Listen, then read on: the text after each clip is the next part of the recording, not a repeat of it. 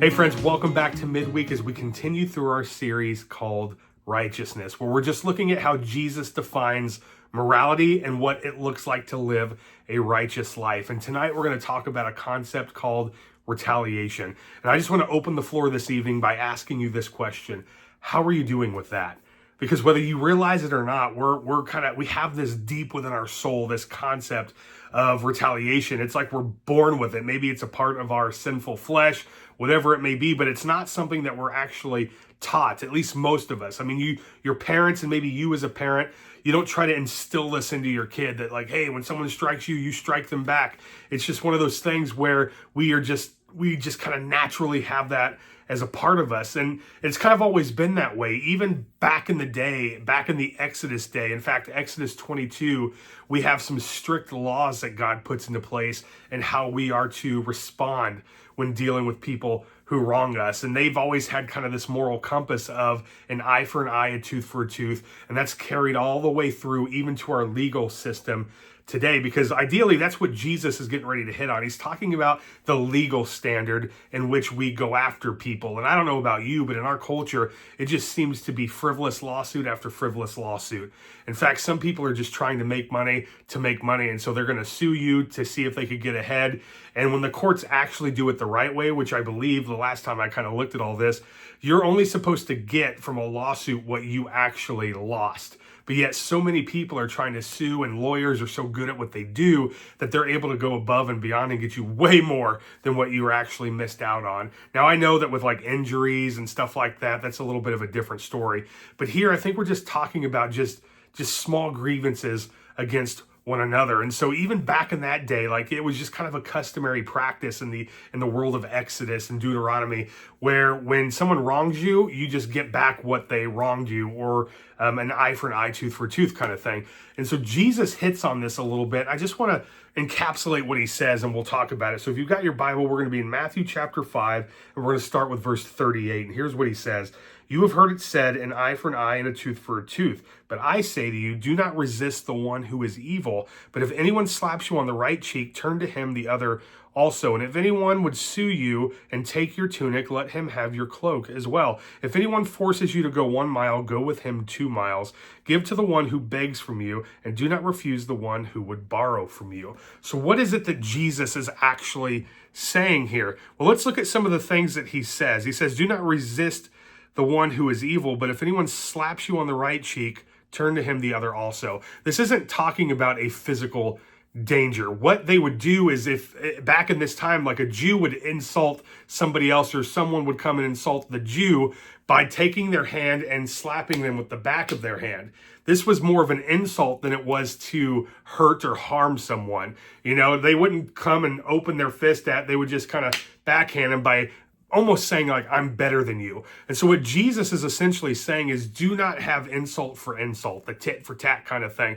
You know, if someone has an insult against you, don't even play into that game. Don't try to give in to that temptation to want to insult them back. Just kind of take it and move on, right? That doesn't mean that you need to be abused, okay? I know that we've misunderstood that passage for a long time. This isn't saying that you should just let someone just abuse you and continue to manipulate you and put yourself in those positions. This is just saying, don't get wrapped up in the game of trying to insult one another or go above and beyond to see who can cut the deepest in the time of turmoil, right? But that's just kind of the natural desire. Think of the arguments that you have with your spouse. Right? You may say things that after it comes out of your mouth, you instantly regret it. Why? Because our motive is to cut deeper, right? You tell me this, I'm going to tell you this. You tell me this, well, I'll say this. And all of a sudden the argument just continues until both of you aren't speaking because you've said some really hurtful things. That's how we like to argue today. And Jesus says, just don't buy into that game, right? Turn the other cheek and just continue to move on. If anyone would sue you for anything, you know, it's customary if they were to sue you that you would give them your tunic. But he says, go ahead and give them your cloak too. If somebody needs something and you have the resources to be able to give it, try to give them the benefit of the doubt. This is kind of what Jesus is talking about. He's like, don't just let them take something from you, but if you see that there's a need being met, assume that there is a motive in there and try to assume the best of their intention.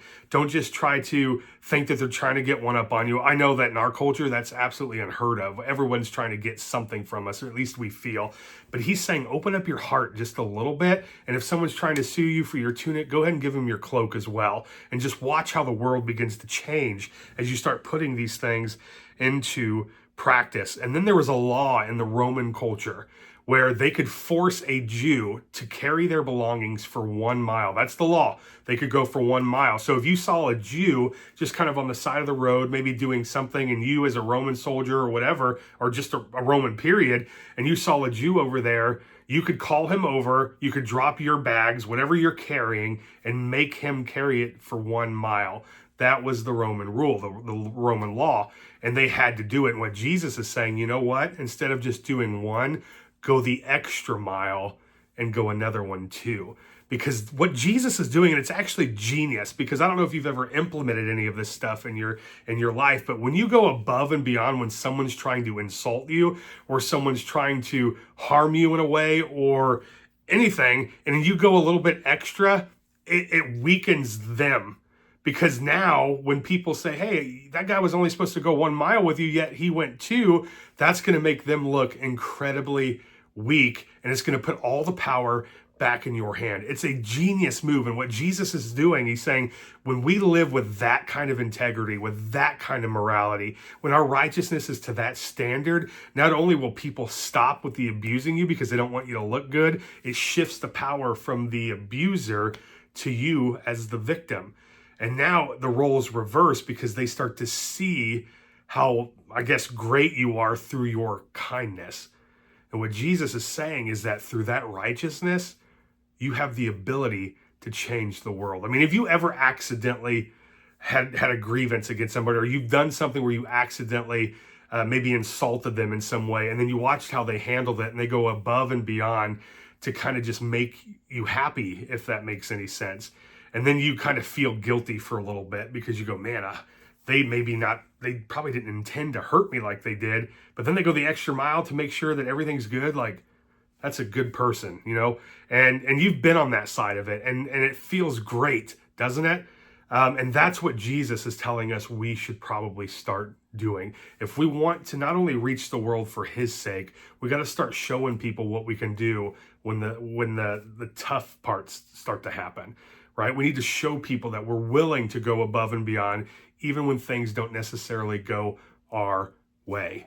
And so if we live into the concept of retaliation, it just only makes things worse. But if we can look and live with this concept of mercy and grace, we start to change the world. And that's what Jesus means when he says we've got to be in control here. Friends, have a great week, and we hope that you just get everything done that you need to do, and we'll see you next time.